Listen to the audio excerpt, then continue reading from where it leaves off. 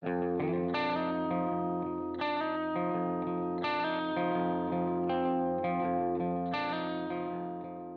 there, everybody. Welcome to another episode of Cloud-Based Mayhem. This was kind of a treat for me. I got to sit down with our editor, Myles Connolly, who was out in Santa Barbara. He took over the editing on this show, thankfully, way back in the beginning. And as we get near 200 shows here, he's been involved since, I think, 2015. I couldn't do this without him. He's starting to build up the hours in piloting. He says he's about 350 hours now and getting more comfortable, and the stoke is high. He's getting ready to go to Turkey and do some SIV training with Jocky, and he approached me about this. He thought it'd be really fun to ask me a bunch of questions, things that are going through his head at this stage in his progression, which is a stage many of you, I'm sure, can relate to. So we talk, inevitably, we always talk about the X-Alps. It seems we talk about some of his questions about risk and stuff the athletes are taking in the X-Alps. We talk about gear.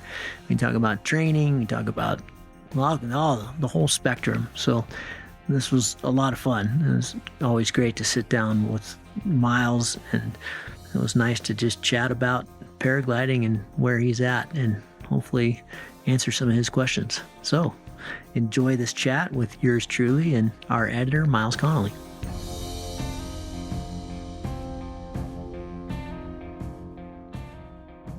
Myles, dude, it is good to see your smiling face. It's been too long for two people that work together. I send you a bottle of scotch every once in a while, but we need to have some more. We need to have some more face-to-face. Good to see you, my friend. Absolutely. Yeah, those bottles of scotch are well appreciated. Thank you very much for those. And great to see you. It's crazy. We spend, I don't know, every couple of weeks, probably a few hours every couple of weeks, but I almost never get to see your face. So, and see you in person. I think the last time I saw you in person was maybe I was in Sun Valley. That was like the day after Fallon was born. Yeah, that was nuts, I feel like I saw you at your house before. Oh yeah, no, maybe when you came to Santa Barbara. Yeah, I think you were doing some winter training there. Yeah. Well, very nice to see you, and nice just to be chatting with you. Hey, likewise, my friend. Likewise, we couldn't do this without you. So, the audience, you're listening to my very good friend Myles Connolly. He is the person behind the scenes who makes all this possible, does all of our editing, and he is way above the pay grade here for the Mayhem. He is a BBC Nat Geo guru, sound technician, filmer. Badass. You're amazing, man. And so we're very lucky to have you. I just feel extraordinarily grateful for this relationship, and we are closing in on 200 shows, my friend. It's crazy. I mean, the way I came to find you was when I was getting my P2 and I was just absorbing anything. I would just do Google paragliding, and whatever popped up, I would just look at it, listen to it. And you just started doing the Mayhem podcast. And so I remember, I think maybe there were 4 or 5 that you had done. And then there was this gap of like 5 weeks. Yeah, there wasn't much time. Yep. And I remember thinking, like, when is the next one coming out? And I sent you an email saying like, hey man, and you wrote back saying they're just a lot of work and they take a lot of time. And I said, well, I could maybe help you. And he said, yeah, that's really generous, but I've had other friends offer and it's almost more work. And I said, well, I've got a special skill set. Like I'm a film editor and film producer. And you're like, all right, that's different. But that was 2015, 2016. So where are we now? 2023. Exactly. Yeah, it's been a while. And I love it. More regular these days. And 200 shows. And the sound quality is getting a little better. That's right. That's all good. The time. And I learn a lot. So fantastic. I understand you got some questions for me. I do. So the way that I thought we'd do this is just, I'm now approaching 350 hours as a pilot, and I'm feeling like it's starting to gel. You know, there was a period where I was like, I got this. I can remember being down at Valle and watching pilots just elevator up in front of El Peñon and being like, yeah, man, I totally have this. And the next day I was hanging from a tree under my reserve, like, oh, maybe I didn't have this, but in the intervening period, I've come to realize like, yeah, man, this is a long process and you have to be patient and you have to take your time and be safe. So with 350 hours, it's starting to gel, and I'm not setting records, but my confidence in the air and my ability to kind of connect the dots is much better than it used to be. And 2 to 3 hour flights are kind of the norm now, which is nice. We go XC almost every single time. And I'm starting to explore some of the bigger aspects of the sport, things like hike and fly and vol biv, and just constantly consuming wing and gear developments and new releases and all that. Like poor Jeanette, I think she's so fed up with me talking about paragliding this and paragliding that and all that stuff. But I thought today, won't. yeah, Jeanette. Well, anyway, it's a whole other story, but you can relate. Yes. So I thought today Yes. I'd just kind of run through some of these things and yeah, just ask you questions as a still relative noob. I don't see myself as anywhere near expert level. I'm a P4 pilot. I've flown all over the world, but every single flight I'm learning. And I like that. It's exciting. So yeah. Every single flight I'm learning, my friend. And there you go.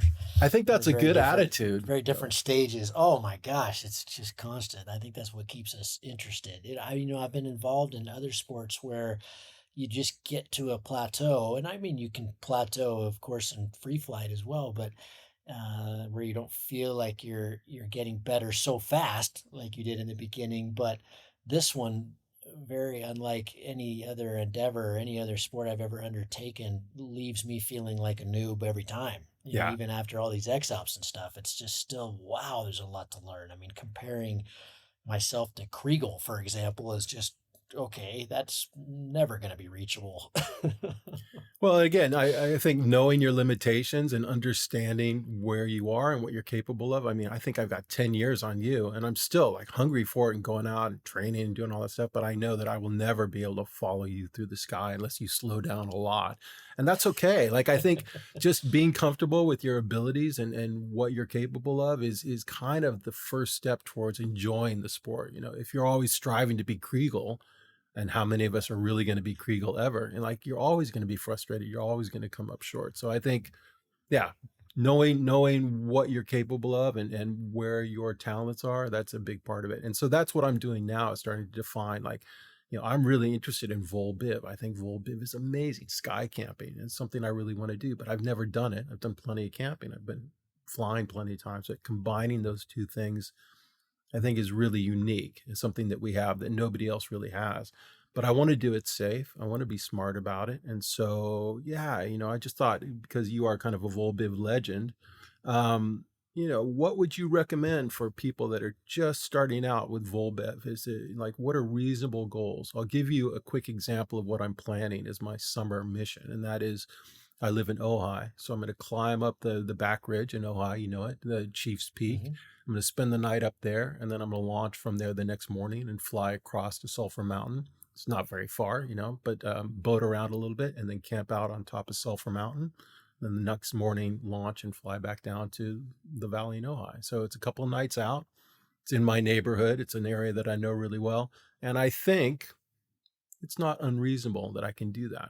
But, part of me is like, maybe I should go to the Alps. I see these guys like Dougie Swanson Lowe. Have you seen his video of his flight from Nice? Yeah. It's just, I've watched it like half a dozen times. It's so good. It's so good. And I want to do that, but I don't want to start with that. So what would your advice be for people that are thinking about, trying it out? I was just hanging out with Dougie down in Brazil. He's a neat kid. He's a good guy. Yeah. He's got some great ideas too. When we recorded 500 Miles to Nowhere, I think there's a quote in there that Nate says that, how many people are doing this? Maybe 50 in the world. And what is so cool is, and I think he was more or less accurate back then. And now, with the advent of light gear and just how much people have seen it, I think COVID was a big one that, it was one of the things we could do is go be outside, and it's just taken off, and which is terrific. And people are doing it, like you said, all over the world. There's a whole gang of pilots doing it down in Brazil. I didn't know the Kiwis bivvy down in the jungle. Yeah. And Ben Kellett. In New Zealand, it's crazy. And all over the Alps. And so, to answer your questions, the first thing is that it's really a mindset and a gear set, because you really can, with open eyes, you really can do it anywhere. And we used to have this, my first really big one was the Sierra trip. And I was so fired up about that at some point in it was 18 days. And I was so fired up at some point, I turned to Nick Reese and went, man, shouldn't everybody be doing this? And he said, what, are you fucking crazy? Yeah, that's Do insane. you know how much risk we're taking? And we're in the Owens. And so it does, but what I've learned since then is it doesn't have to be gnarly at all. You can add very risky elements, and that just depends again on your mindset, on the day, on how you're feeling, and where your skills are, because you don't have to topland to have a killer bivy expedition. You can fly down to the bottom of the valley and have a coffee and have a good feed and carry very, very little gear if you're not very physically fit. What I'm saying is there are many, many, many aspects. You can do the Alaska thing like I did, which is about as hardcore as you can get, or you can just do a little backyard, sky Yeah. camp. Yeah. And so that's the first thing, is that the tackle what you feel comfortable with tackling. If you're not really good at top landing, don't top land. If you're not really comfortable top landing in really boisterous conditions, let it mellow out. Go fly another 30K. Go have the coffee. Don't do it at all. That's where you get hurt, is the top landing. And so the one thing I see, the big mistake I see people making is when they're top landing and then they force it in. It's not going exactly according to plan. There's a little bit more wind, or there's a little bit more lift, or it's really plucky. And, because to do it in a really sexy way is to take off where you've landed. Yeah. That's obviously the ultimate, but just don't force it. Be willing to do 100 passes or more, and just fly come away in when it's totally right. Always give yourself a way out. And the other thing that I think is important is just to make sure that your kit is right. And this is a really good thing to be talking about at this time of year in the spring. For those of us who are in the Northern Hemisphere, we're probably a little rusty. We haven't been flying as much. We don't have the currency, and it's an easier time to make what Nate calls schoolboy errors. And so, and errors stack up. So, when you're bivy flying, the things that you should always have are even more important. So your first aid kit, your hydration, your P tube, your radio, your inReach, your food, your backups. Because what's beautiful to me about bivy is kind of what is beautiful about flying, is that it's the unknown. How many times do we launch and have a very clear idea where we're going to land? If we're flying XC, not at all. We might have an objective, but whether we get there or not is anyone's guess. And so bivy is the ultimate of that, which is fantastic. And so then you're Yvon Chouinard. It's not an adventure until something goes wrong. So I think it just helps your headspace to fly with that in mind, that something probably is going to go wrong. And so if you're prepared for that, and I don't mean in a bad way, but just, what if you hook into a way better day than you thought, and you get to fly out over the Mojave where you are, and suddenly you're, 100 miles deep into the desert, but you've got your bivy kit. You don't care where you land. You're going to be able to walk somewhere. And so fine. Great. So in a lot of ways, flying with that mindset and flying with that kit, even though it's going to slow you down a little bit going up to launch, but now you've got your kit, man, you can go do whatever you want. So in a sense, I think we should often be attempting Volbiv, even if that's not the plan. If we've got the kit for it.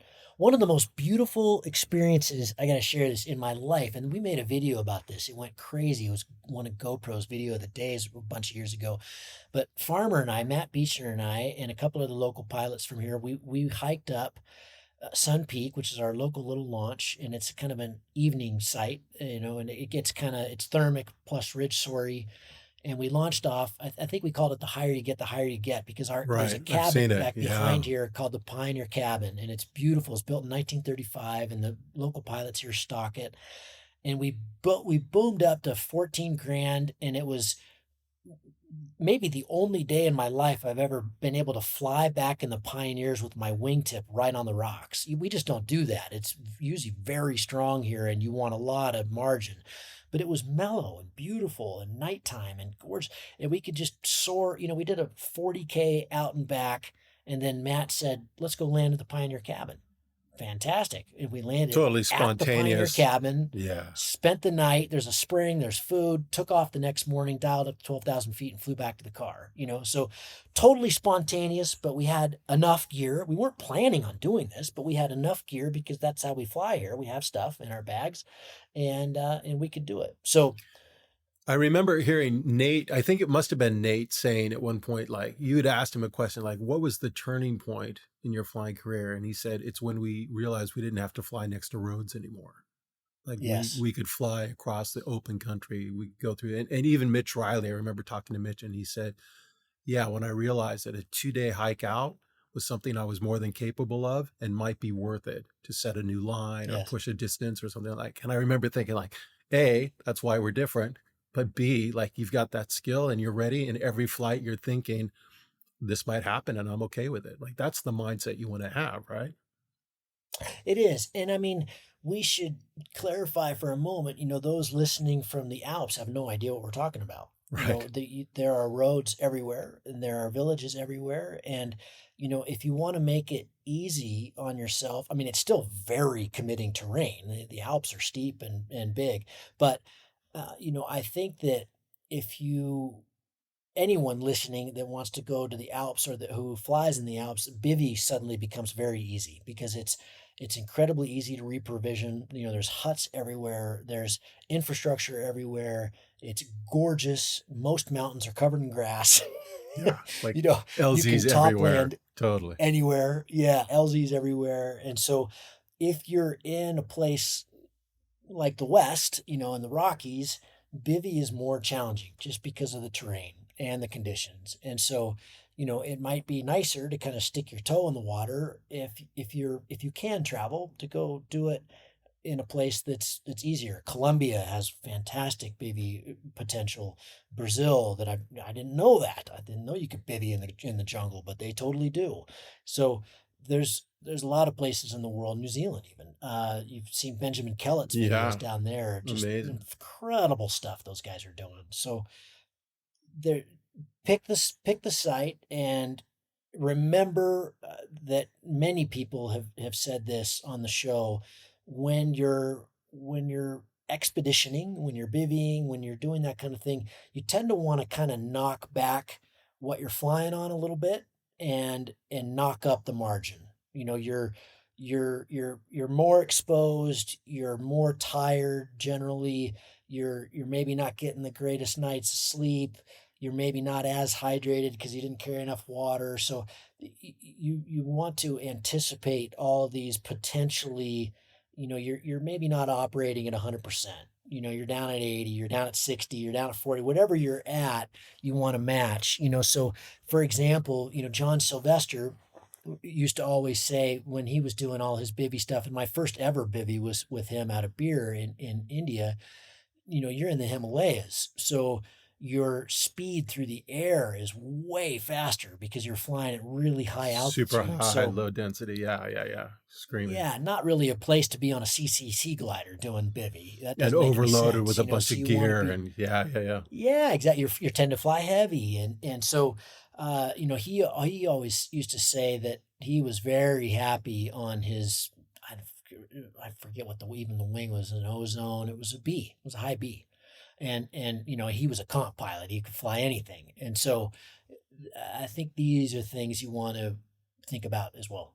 Yeah, that's great. I think, the whole hike and fly concept is something that's appealing. And lately we've been doing a fair amount of that, like Logan, and they're doing the USA Hike and Fly. And then you had your Red Rocks event, which was a huge success. And I think that's an aspect of the sport that's blowing up. And I think that Vol Biv is a function of that. Obviously, you want to fly more than you hike, but ultimately you're going to be hiking. I mean, watching the Ben Kellett videos, he's hiking, 30% of the time. And Dougie's video is the most epic moments are the hiking moments, except for that last flight. But you come to realize, like, yeah, you better have it dialed. So the hike and fly thing is something that's really appealing. And When I first started, you guys were doing the X-Alps, and I remember looking at that and thinking, well, that's just kind of wacky and not really something that I have any interest in. And those Euro guys are just so crazy all the time. And then slowly but surely, as I progressed as a pilot, I began to understand how magic that event is and the talent of the pilots that are doing it. Even the people, it's like the Tour de France. There's no bad cyclists in the Tour de France, but some people end up lower down in the field, and there's the Lantern Rouge and the award for the last place, the guy who finishes the race in last place, because he's the guy that struggled through the entire thing. And I remember watching people getting, booted out of the X-Alps and thinking, you're still probably the best pilot I would ever fly with. Like, nobody should be feeling bad about that. But when you see people like Kriegel and Benoit and Paul, like these guys year after year just sending it, you realize how good those guys are. So now I can't wait for the new one to kick off. Like, I'm really excited, partly because of Logan and Cedar. Yeah. But also because I understand it better now. So, I mean, how are you feeling about the next X-Alps? Because obviously you've got history there, and this is the first one you haven't done for a while. Like, where's your head at? Yeah, good question. I mean, I'm 50. I've got a 5-year-old, and after the last one, it was very, very clear. I mean, you always go through this at the near the end when you're spanked and you're going, I'm not going to do that again. And then, a week later, you're already thinking about the next one. And the exception was in 2015. I mean, during the race, we were all psyched about the next one. It was very clear that, and before the race, I thought, I'll only do this once. I can't train like this again. And, but during the race, it's so fun. It's so crazy. And we've talked about it a lot on the show that I was very excited about doing the successive ones. And then in this last one, partly because it was very scary. It was really, really, really sketchy weather, and partly just because, I felt like I'd kind of ticked the box big time because of the family. There were a lot of reasons that came together that it's expensive. It's insanely time consuming, especially to train as hard as I always felt like I had to, just because I was older and bad knees. And, I'm not one of these, I'm not a Benoit. I can't move like that on the ground. I'm never going to be able to. And so I had to train that way. But to answer specifically, I'm going to have some serious FOMO as it's going on. I know it's going to be brutal. We just had Gaspard on the show, and he talked about how hard it was to watch the last one because he didn't compete in 21, and that was pretty tricky. It sounded like it was even harder for his team. So I know that Ben, who's been with me in all 4 of them and does all my training, we're going to be hurting a little bit not doing it, but it was definitely the right call. I'm not flying very much right now because I'm building this house, and I want to be a better dad and spend time with my family. And that race just makes that all pretty hard. Funnily enough, I am considering it maybe for 25, and so I don't know that I've totally given it up, but I've definitely given it up this year. However, this is kind of exciting. I don't think we've announced this on the show, but they've hired me to come over and be a video journalist for the race. Oh, So that's cool.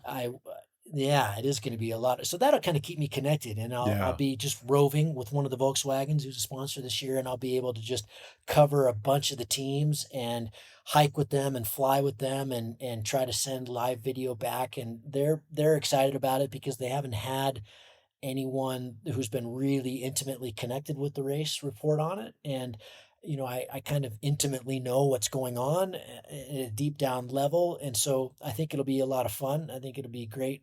Hopefully, if I do a decent job of it, it'll be good for the fans, and I can give them more of an insider perspective on why is Kriegel going there and what's he seeing in the weather, and why is this team doing this, and what's working, what isn't, what great moves have people made on a day. So kind of similar to Lance Armstrong's, the move, when he does that podcast about the Tour de France every night where he pulls in the experts and they talk about what went down that day.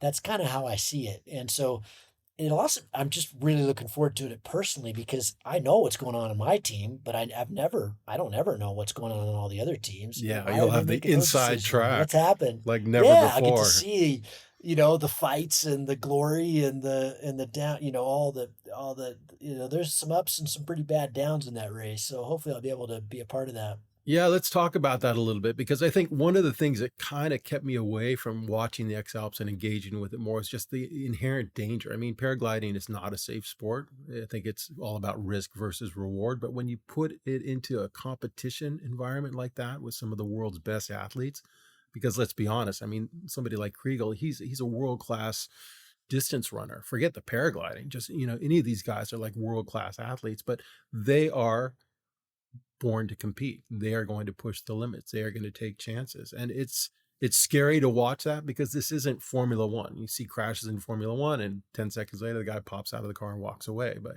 like accidents happen in the X-Alps. And so, is that just part of that event and its very nature? Are there ways to make it safer? Like, I know that the organizers, Red Bull, have tried in the past to instigate like night pass, where it used to be around the clock and whenever you wanted to go, you could go. But like, how much is enough in terms of safety? How much is too much? And when they start to strangle the event?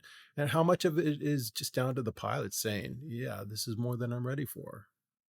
Does that even happen? Yeah, I mean, they have. Yeah, so well, first, a couple clarifications. This is something that most people don't understand. It's actually not, Red Bull has nothing to do with the event. They're just a sponsor. So the whole event is run by Zoom. They're a marketing agency. They're right across the street from Red Bull headquarters up in Fuschel am See, which is near Salzburg. And it's Ulrich Grill's kind of baby. And he's been involved with Red Bull as one of their marketing advertising companies from the very beginning. And it was the brainchild of him and Hannes Arch. Hannes Arch, yeah. And so it was kind of their brainchild. And like you said, it has changed a lot over the years, partially in response to an attempt to make it safer. In the beginning, there were really no rules. You just go, and there were really no waypoints. You pass the north side of Mont Blanc and you get down to the Mediterranean, you get down to Monaco. And then, as people got better and the gear got lighter, and especially in 2009 when Kriegel came into the game and really pushed the hike and fly gear, the revolution. I mean, he was really, I think, the instigator there that said, no, I'm not carrying 20 kgs on my back. We got to make this stuff better. And then they started, because it's Red Bull still the big name, we've got to make this harder. And we've got to make it more enjoyable for the viewer. So we're going to add waypoints, and they got to be hit on the ground, and so people can interact with the athletes. And then there was a real push by the athletes to stop do the 24-hour thing, because that was just a recipe for disaster. The night pass helped, I think, but you'll see some big changes this year. They're going to allow, and this is again a big push by Kriegel, that we don't get enough rest. You're allowed to move until 10:30 at night, and then you start at 5 o'clock in the morning. At 10:30 at night, it's not, your head's not on the pillow. You're not going to sleep at 10:30. That's You're just just when you stop downloading. walking, and then then you're doing mobility, and you're still pretty ramped up, and you're eating dinner, and you're planning with the team for the next day, and so maybe you're getting to bed by 11:30. And then you're up at 4 because you're getting ready to go. And you got, again, hopefully you've got a team that's packing all your stuff. And, I would just wake up, have breakfast that was, Just made roll for right me, out, and, yeah. and walk out the door. We'd already made the plan the night before. I knew where I was going. It was in my phone. All I had to do was follow the directions. But, yeah, I mean, it's the fact is that, the more rules you instigate, the less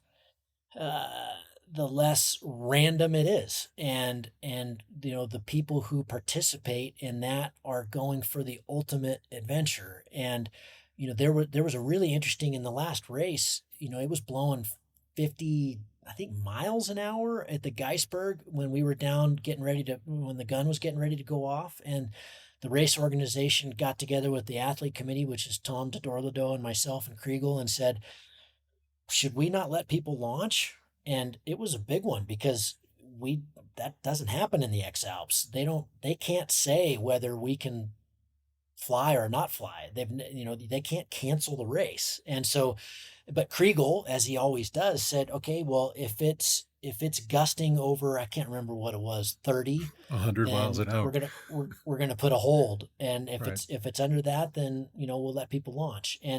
But then from then on, it's totally up to you. And we've all seen footage and we've all flown and taken off in conditions way beyond what is recreational. And so it's amazing there hasn't been more accidents. There have been quite a few, and they don't publish those very much. There's been more than what most people know about. I think word trickles out over time, but yeah, Word during the trickles out, event, there's no, like big breaking news or yeah. anything like that. You might hear about it a month or 6 months later. Yeah. And Toma in 2015, by all accounts should have died.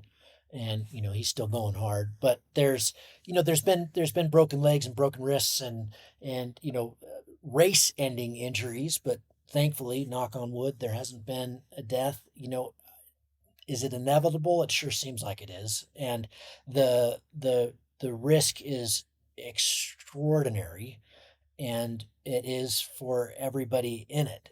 I think Kriegel's probably taking the least risk because he's so good and he trains so hard in those kind of conditions. But one of the reasons, honestly, Miles, one of the big factors for me not doing it was that have always felt like to be competitive in the race and to be safe, I needed to train in similar conditions that we can often expect. Now, not always. 2019 was mellow, but 2021 threw everything at us, and I feel like you probably need to train for that. You can't just show up and have that be the first time you've ever flown in those kind of conditions. But that means you're also putting yourself in risky scenarios outside of the race as well. And then it seems like it's just more a matter of time. And we're already really rolling the dice and we're playing with gravity. And so I think that's a really important point to put out there. Like, we all know the comfort zone. Am I comfortable in these conditions? Whatever. Okay. I don't think any of you guys are really comfortable in the X-Alps, but you're within your zone of capability. I'll call it. It's within your skill set. You may not be liking it, but you're able to do it. Right. And so you make a conscious choice and you go out there. And I see here when we're flying, sometimes people, and they go up in the van and there's a dozen pilots and you can tell they're not quite feeling it, but they don't want to say no or walk away. And so they, get dragged across the launch, or they have a sketchy takeoff or something like that. And you just think maybe those guys would have been better off if they had just said, this isn't my day. Like, to stay within that zone of capability, as opposed to pushing their limits to the extreme and maybe getting hurt, as opposed to, yeah, this isn't something I'm comfortable with, and I'm going to step away from it today so I can come back tomorrow. Maybe I'll go kite in the heavy air and get more comfortable with that. But it seems like in the X-Alps, when it's on, everybody is on. Like, I've yet to see anybody back away. No, exactly. And I think there's a really, I think one of the very addictive things about the race is the intensity of flow state that you experience. And everyone I know who has participated in the X-Alps, I don't need to even bring it up. They know what I'm talking about when I wink at them. It's a state that, and you're not always in it in the race, but when you need it, it comes, and you feel very confident. And I think especially, if you've done the work but you get in this zone where, like you're talking about, you get in very powerful, very scary situations. And I don't remember being scared that often in that race. I'm definitely, you're in this zone where this is solvable and I will solve it and I'm going to figure this out. I mean, there's a really famous, we talked about it a little bit. I think I asked Kriegel on the show, but he landed in 2013 in his own backyard in tears because it was so gnarly. And I can't imagine how gnarly it must have been for Kriegel to be that scared. So the best of the best gets really scared. And, he even talks about there's a point where you're trying to make distance, and you're racing, you're quote unquote, you're racing. And he said, and there's a level where if it switches beyond that, he abandons the race, and it's just survival. He's just trying to save his life. He's just trying to get to the ground safely.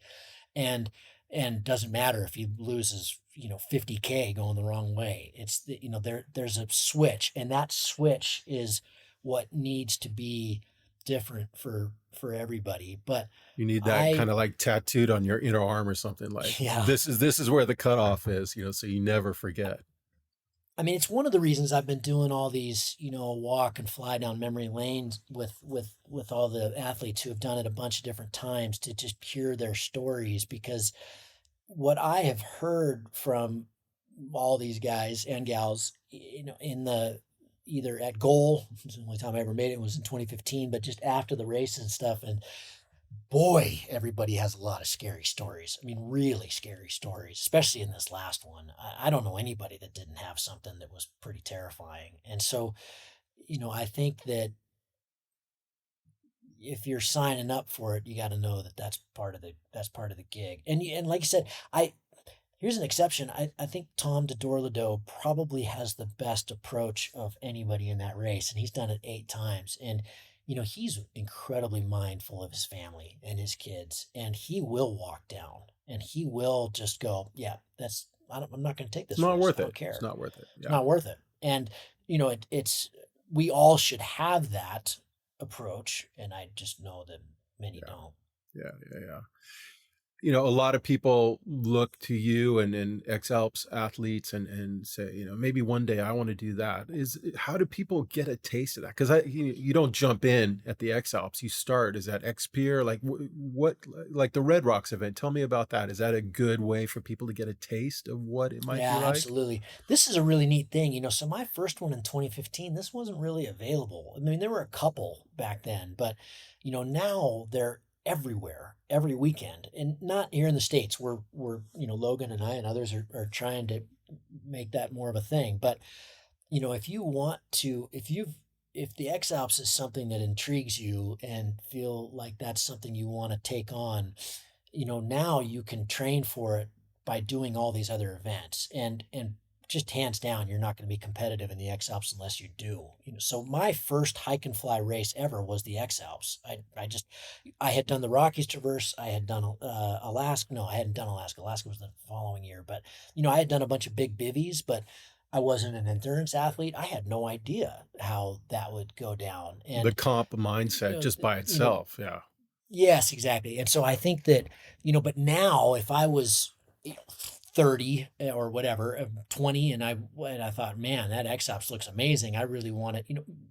My first one that I really saw was 2011. I watched the whole thing. I was just glued to it. And I thought, oh my gosh, that was where the seed was planted. And I started thinking that, wow, that's something I'd really like to do. But it wasn't on my radar that you could do the Borns to Fly and the Air Tour and the Gruyere and the Eiger, and I mean there's a million of them, Dolomiti and the X Red Rocks and Logan's events, and so they're all over the place, and they're the X Berg. I mean there's so many, and they're amazing training platforms, and the great thing is they're all shorter and less intense than the X Alps, and so you can build up, and just like sailing, no one should sail around the world the first time they go outside of the harbor. You should do little sails and Yeah. learn, do you get seasick? Do you like it? Do you know how to handle a storm? You learn all these little things every time you go out, and eventually, yeah, feel like I got the skills for that. You can, but I think that if you can build up to it, you can learn things that I had no. And in 2015, I trained in the desert. I trained in my hometown in Sun Valley. I didn't know it was so wet and humid in Europe and that my feet would fall apart. The feet would swell. I So, remember you saying like I had the my shoes that fit feet perfect and ended day one. Like, mangled. Yeah, I yeah. had a dozen pairs of shoes and 6 of them. And I mean, I needed shoes that got bigger and bigger and bigger as the race went on. So you learn a lot of tricks of the trade doing these shorter events. And the X Red Rocks is a perfect one for that. It's a 3-day stage race. I think it's the only one in the world that operates that way. So at each day, at the end of the day, everybody's done and gets to come back, and we start the next day totally fresh. So in theory, you could blow one of the days and still win the comp. And last year we had Aaron Duragatti and Patrick Von Cannell and Tim Roches and Tanguy Renaud Good. So 3 of them are in this X Alps. So some really high caliber athletes. And so you kind of get to rub shoulders with the best of the best, and you don't have to fly across the pond to do it. So yeah, I think that for sure, if you're intrigued or you're into it, then the shorter events gives you a wow, that this is really hard. And it'll give you a taste of the adventure and the risk, and make sure it kind of fits what you want to do. And then the other thing I think is a lot of people that are maybe intrigued or really excited about it really have no idea what's involved. And Yeah. it's not just the flying and the hiking. It's No, it's a logistics and lot. crew and Oh my weather gosh. and And data. yeah, It looks like everybody a now has to lot. have a bespoke, dedicated camera guy and a media team and all this stuff, because if you don't have that, your sponsors aren't going to be happy, right? So it's not just Right. go out and push yourself to your flying and physical limits, but oh, by the way, make sure that you've carved out enough brain space to satisfy all the other requirements that are part of the event. Yeah, and I mean, and you can, there are a lot of different levels. You can certainly do it without sponsors, and especially if you live in Europe, it's, it doesn't have to be really expensive. And, Ferdy Van Shelven has done incredibly well 5 times, and he's usually done it with his wife, doesn't have any sponsors, and takes a pretty basic approach and he crushes it. So, there are a lot of different ways to the end, and, whether you're racing or just going in it for the adventure or just going in to not get hurt, or, there's many different levels, but it's certainly gotten way more pro and way faster. It's the level that it is at, now versus when I started in 2015 versus what it was in the early 2000s it's almost, it's No, it's insane. It's insane. But I think also part of the appeal to me now is that it has risen to that really lofty status. Like, again, everybody in there is a world-class athlete in any sport. They would be, outstanding endurance athletes, the logistics, the strategy, all that stuff. And so it's great to watch. It is like a chess game, for that period of days.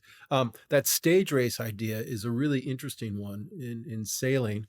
We used to do that where, you get points based on your position at the end of the day. And then at the end of a week-long or 2-week-long regatta, the person with the points, the lowest number of points is the winner, but you get your drops, you get all that stuff. But what it did was there were no runaways from early on in the regatta. There's nothing worse than a 2-week event. And on day 3, Kriegel sends it, he flies 250K and everybody knows, well, that's it. That race is over. Like nobody's going to come back from that.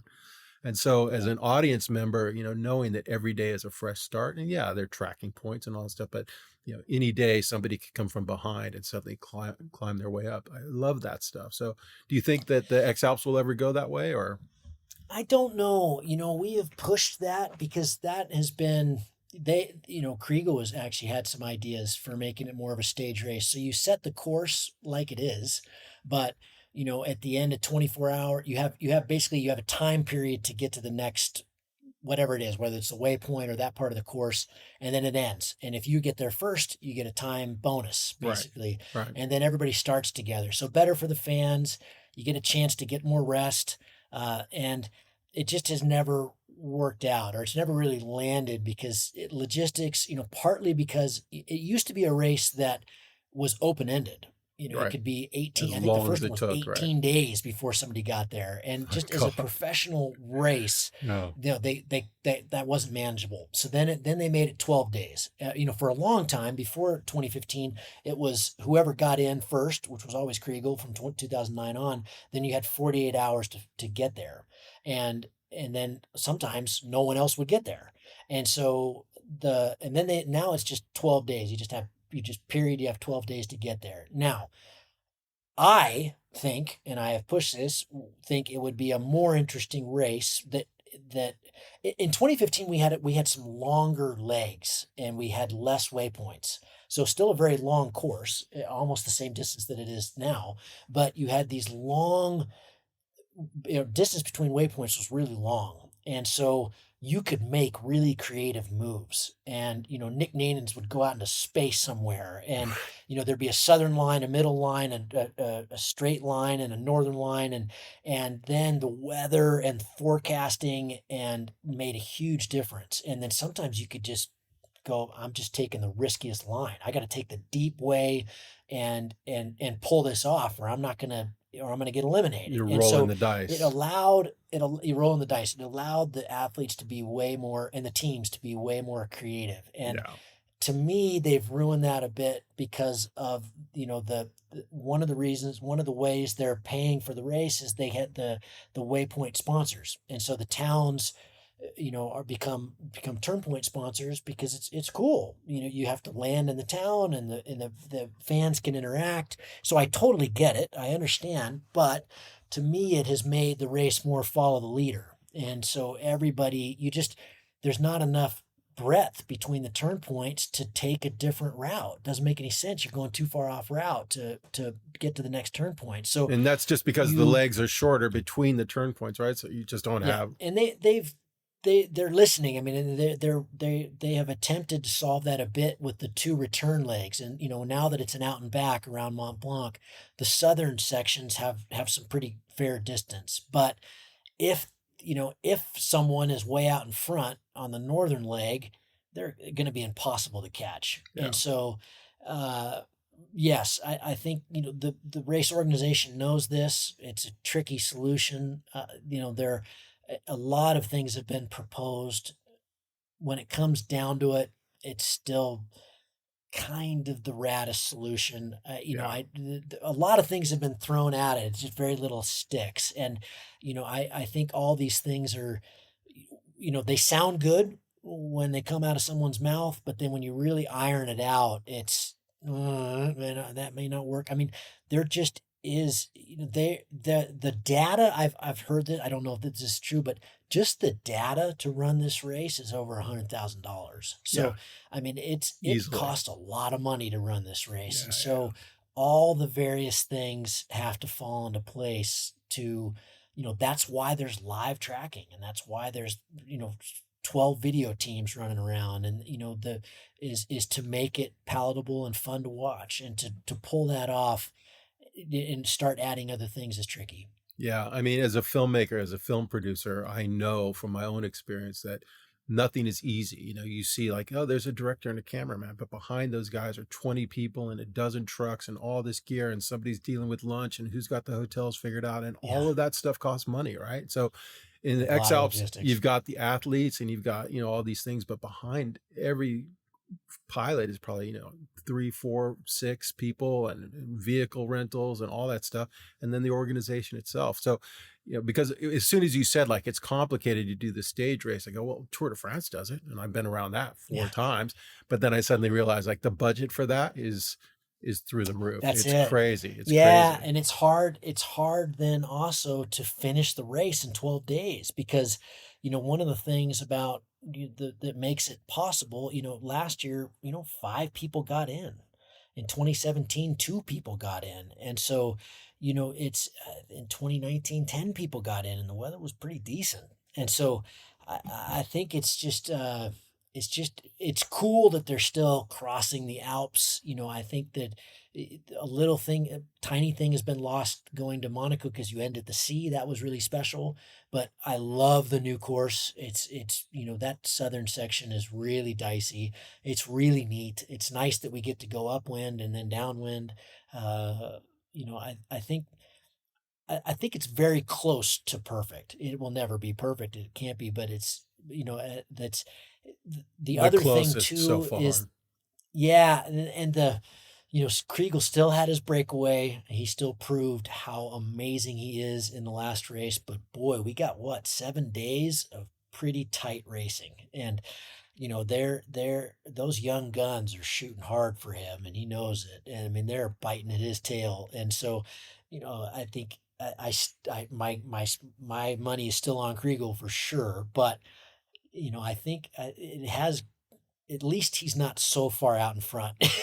Well, and I mean, he's dominated for so long, and he's clearly just top of his game in terms of the competitiveness, but he's also just such a good guy. When that day comes and somebody else takes it, he'll be the most gracious, like he'll just concede it and be super happy that somebody else has taken on the mantle. Well, I worked with his coach quite a bit in this last one, Thomas. Yeah. And Thomas said, the most incredible competitors are the ones that get beat and come back.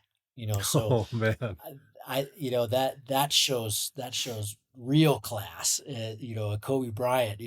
Everybody gets beat, and Kriegel's gonna get beat. Everybody does, but then boy, I'd like to see him 2 years later. Whoa. You got any favorites this year? You don't have to say. You don't have Kriegel. to say. I think Kriegel too. No. Is that crazy? I think so. I mean, I think it's interesting. There's a lot of rookies. There are athletes who in the past have done incredibly well who aren't there. We've lost Ferdy, we've lost Benoit, we've lost Gaspard. I think there's quite an opening for the rookies.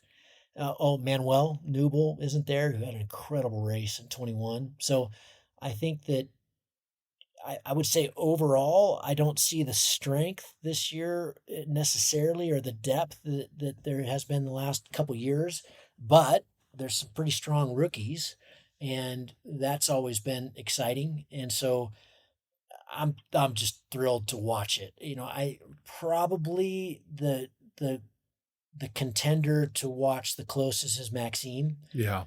I think he's definitely got the pilot skills And the and fire. insane fitness. Yeah. And who's really on fire right now is Aaron Duragatti. He has never really, he's always, in a sense, he crushes everything, but he has felt that he hasn't really ever done, he hasn't nailed the X-Alps for him. He's won everything else, super final twice and the Dolomiti and everything. But the X-Alps has always been the kind of bone spur for him. And he's putting together a totally different kind of team this year who are non-pilots. They're mountain athletes. And because he wants to do a lot more of the decision-making on his own. And I saw him at the Red Rocks, after he'd spent 5 or 6 weeks in Pakistan at high altitude. That dude is moving. He's always insanely strong, especially uphill, but man, he's moving fast. He's fearless. He's an insanely good pilot. And so this could be his year, but like I said, my money's always on Kriegel. Yeah, you'd be foolish not to go with Kriegel, just if past results are any indication. All right, let's talk a little bit about gear. So every time I turn around, there's something new coming out, whether it's wings or harnesses or, just all kinds of cool stuff. Reserves. I've been spending a lot of time looking at reserves. Super cool, the developments. It's not just circles and squares anymore, like all these different things. But I guess, as an intermediate pilot, part of me just wants to go out and get the latest and greatest stuff because I think it's going to help my performance. But I also recognize that just buying gear isn't the way to get better performance, to learn how to be a better pilot. But what would you say, should people just be buying new stuff if they want it, or should they stand back and wait to see how it all plays out? Because there's been some technology that was really touted in the last few years, and then it's kind of faded away. And people go, yeah, it wasn't as good as we thought it was going to be, or whatever. What would your recommendation be to pilots who are just jonesing for all the latest kit? I would say that the old adages are still true. I've had a couple of really interesting conversations lately about the new two-liner Cs, and maybe we will all need to shift our perspective because of these wings. I don't know yet. And what I mean about that is, as the middle B pilot, should they jump on one of these new two-liner Cs because they're less collapse prone, they're more collapse resistant. They're going to have better performance on bar.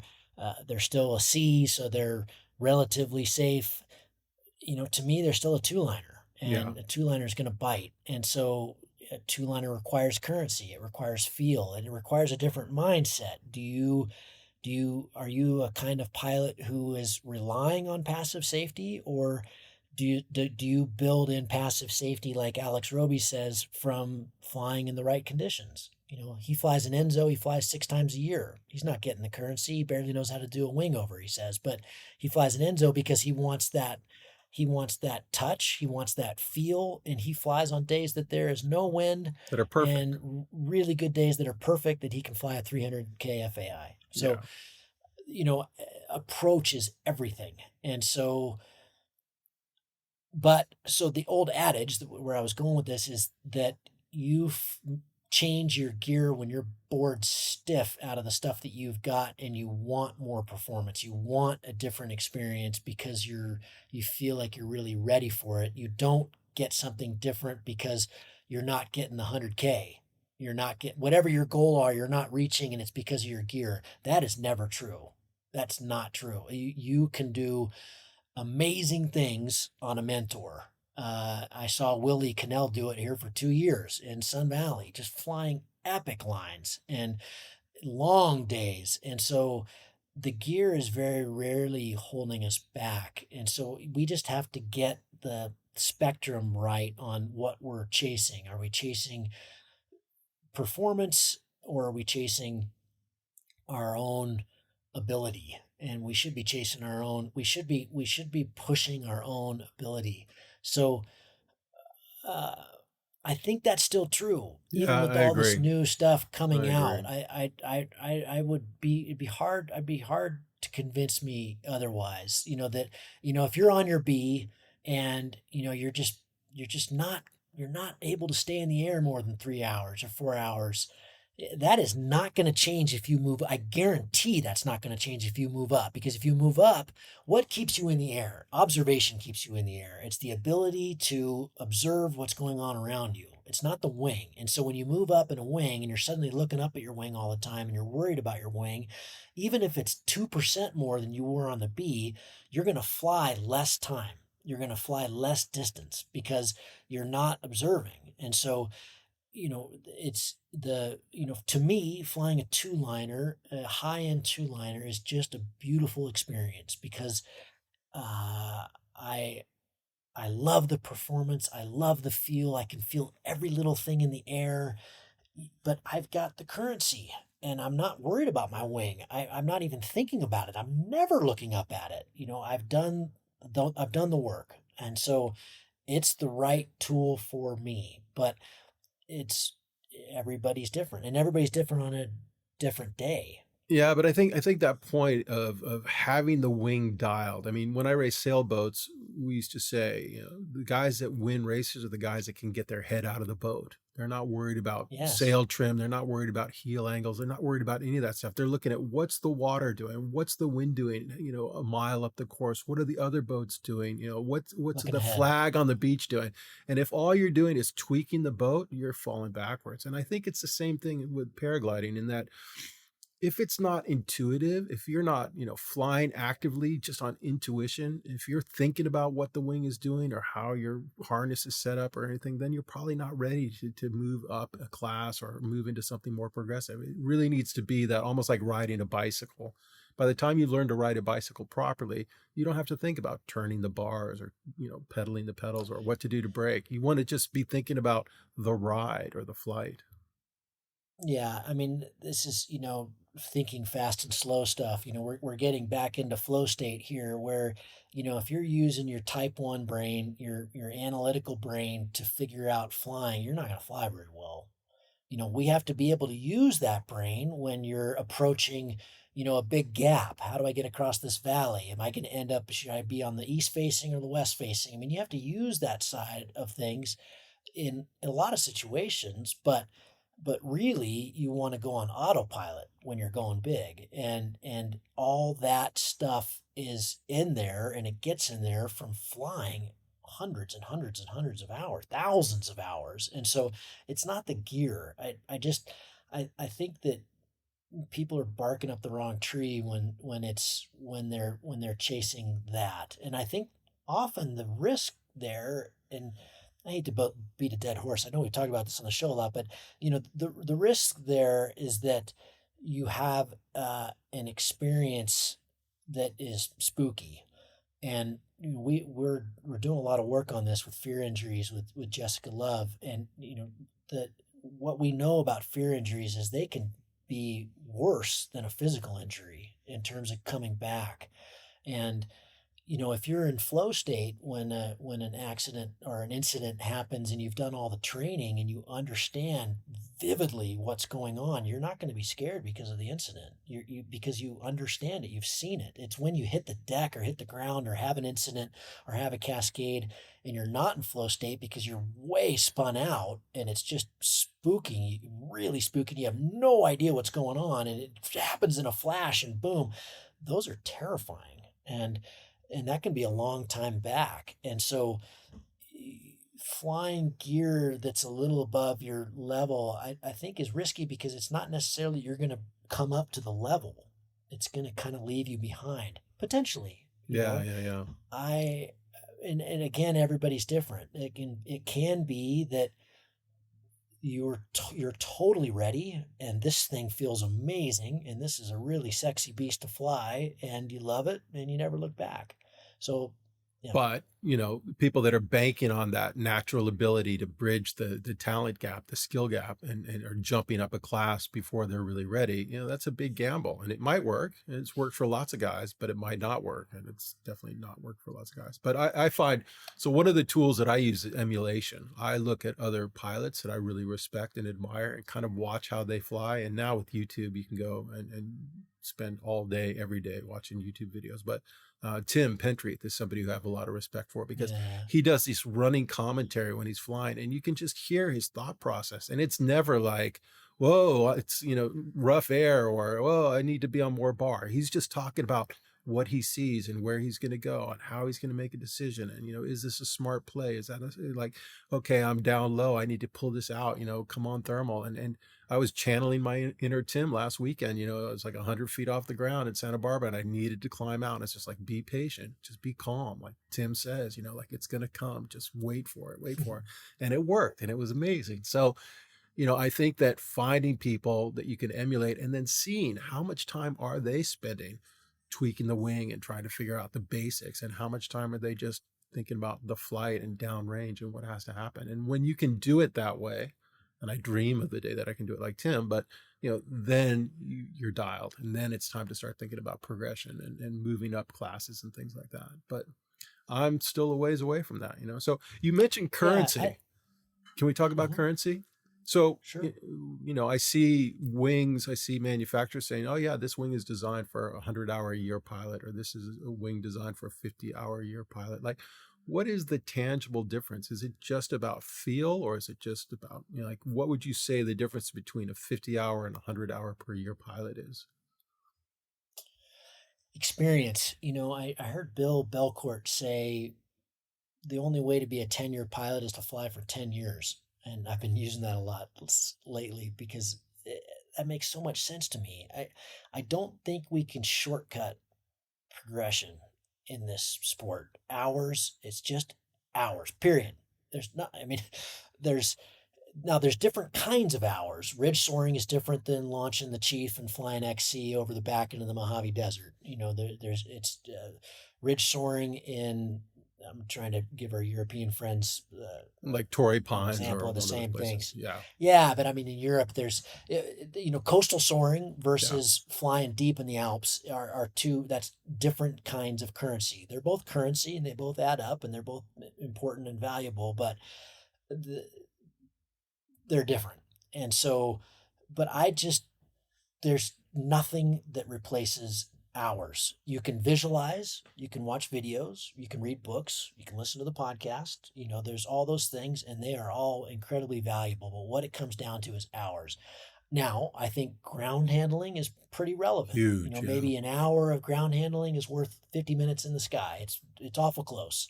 And I think incredibly important, because that's where we get hurt is near the ground. And so, and the more you ground handle, the more you feel the wing. And so the less you have to look up at the wing when you're flying. And so the more you're able to observe. But regardless of talent, there are people in this sport, like there are in every sport, who have a lot of talent. But like you're talking about in sailing, those sailors, the helmsmen that are just so deep in flow that they can feel that telltale moving just a tiny bit when no one else can. When it's not even visible, they know something's wrong with their rig. Yeah, it's totally intuitive. And they know that just needs a tiny bit of tune and it just a tiny bit of help, whatever. And it's the same thing in this sport. And there is no way to get there without hours. And so, I think rather than talking about 100 hours, I definitely think 100 hours is where the pilot is the most susceptible, is the most dangerous. But we used to talk about that, at 200 hours, you're 100 hours in total airtime. Yeah. Not 100 hours per year. Yes, total hours. Exactly. At total airtime. Yeah. We used to talk about that, at 300, you get to this point, or 500, you get to this point. I really think we need to be thinking about it in terms of thousands of hours. Yeah. That you're really susceptible at any level, whether it's you're a beginner, intermediate syndrome, expert halo, all the things we've talked about on the show many times, but you're at risk at any of these different levels, but you're really not. I think we should have in our heads we're not very good until we get into the thousands of hours. And then because we have seen so many, felt so many, been subjected to so many different situations that we can really use that autopilot when we need it. There's just no way to get there Yeah. without hours. I think that's And so currency is a different thing in each year, at each month, at a different part of the season, because we're either flying a lot or we're not. And yeah. so even me, thousands and thousands of hours under my belt, at this time of year, I'm giving myself more margin. I'm giving Yeah. myself more, even thinking about flying right now, is even though I just got back from Brazil and World Cup and we were flying every day, I'm going to be pretty tender. I'm going to be pretty conservative this spring, because spring is feisty and Yeah. spring is big, and Especially especially here where where I you live in are. Sun Yeah. Valley. Yeah. Yeah. So, I'm going to take it easy. I'm going to be Yeah. careful. Well, I think, to distill what you're saying into something that I can sort of chew on, is that the difference between 50 and 100 hours is sensitivity and fine tuning, and efficiency as well. Because if you're not finely tuned, if you're not sensitive, then everything is going to be a little rougher, a little edgier. But a 100-hour pilot has probably got a better feel for what's happening. And I think, to your point about ground handling, so I've been ground handling a lot the last year. And what I've learned is, to know what the wing is going to do before it does it, right? So, like you'd like to think that you're able to predict the behavior of the wing in the air, but on the ground it's different. But now, having done it a bunch of times, I know, like, if that tip dips, then the next thing that's going to happen is it's going to surge up, and I'm ready for it. I've already got a little damping on it. And so I am proactive as opposed to reactive. And because I Yes. know what's happening, I can focus on, okay, that gust is getting stronger, or, it just shifted 10 degrees. I'm going to have to launch a little bit this way. Like, I'm not thinking about the wing anymore. I'm just thinking about the launch. I think the other thing too, that the 50, 100, as we go up, is just confidence, right?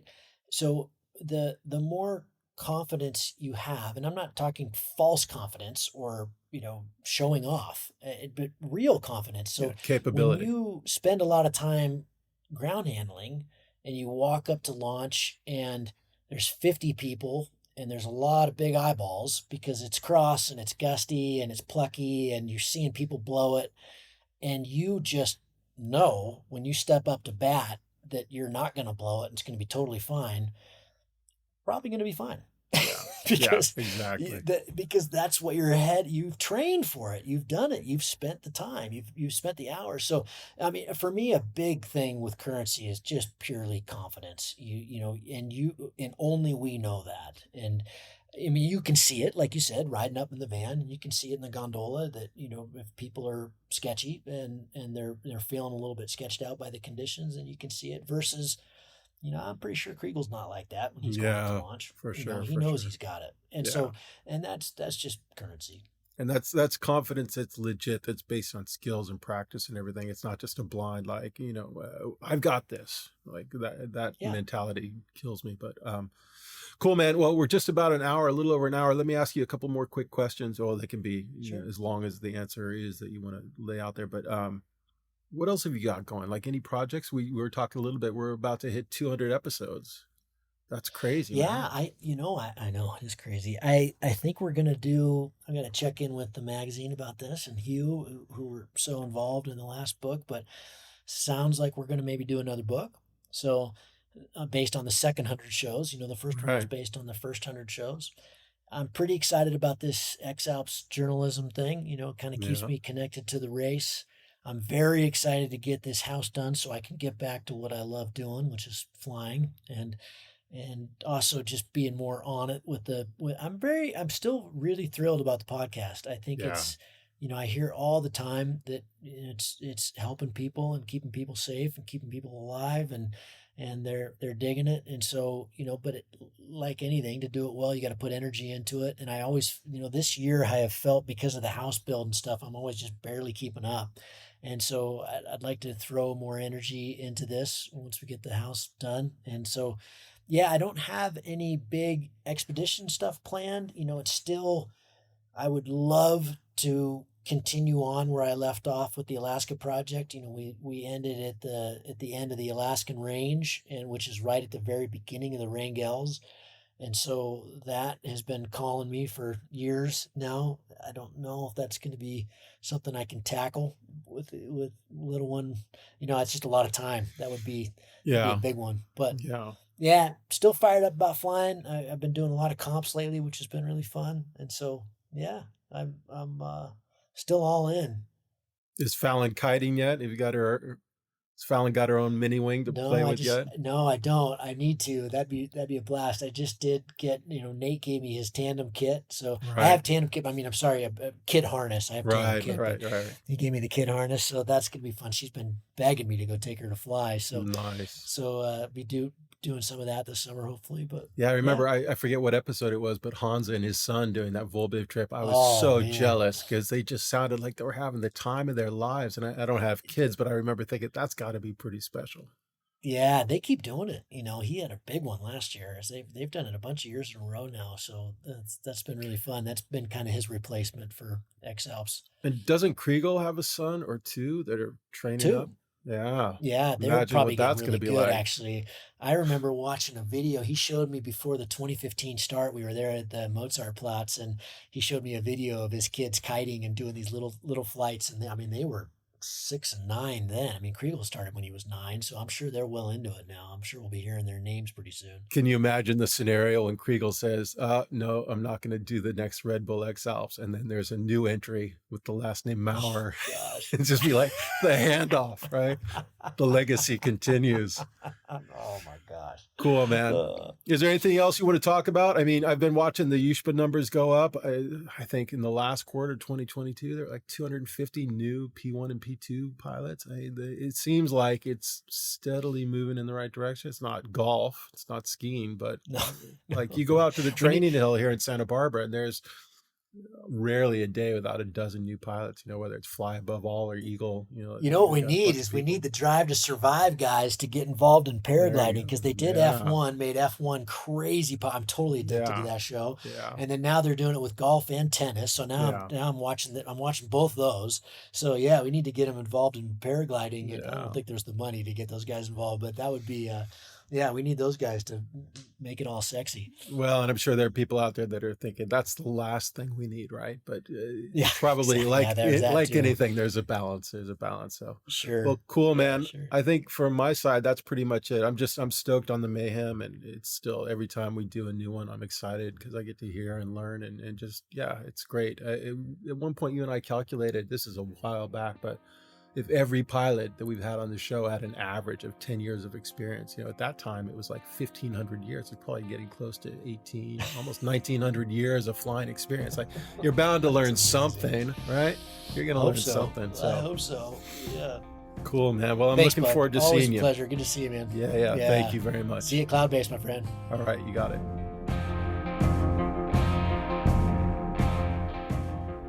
If you find the Cloud-Based Mayhem valuable, you can support it in a lot of different ways. You can give us a rating on iTunes or Stitcher, or however you get your podcast. That goes a long ways and helps spread the word.